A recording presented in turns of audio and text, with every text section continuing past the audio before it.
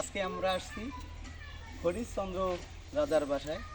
এখানে আগে হরিশচন্দ্রর বাসা ছিল, এই জায়গাটায় ছিল। হঠাৎ করে বাসাটা ইয়া হয়ে গেছে।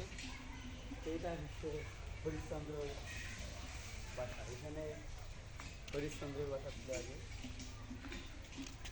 এখানটায় অনেক কিছু এখনো এখানে আছে।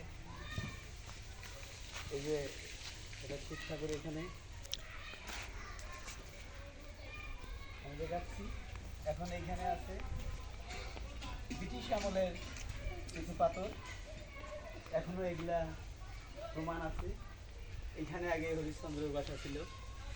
এই যে এখন পাথর এই ভাঙ্গা ইয়াগুলা আছে, বাড়িগুলা এগুলা পুরানা দিনের পাথর, এগুলা ব্রিটিশ আমলের পাথর। তো আমরা আজকে আসছি হরিশচন্দ্র রাজার বাসা দেখতে। এটা হচ্ছে জলটাগা জেলার হরিশচন্দ্রপাট গ্রামে। পাথরগুলা বোঝা যাচ্ছে ব্রিটিশ আমলের, এখনো সুন্দরভাবে আছে।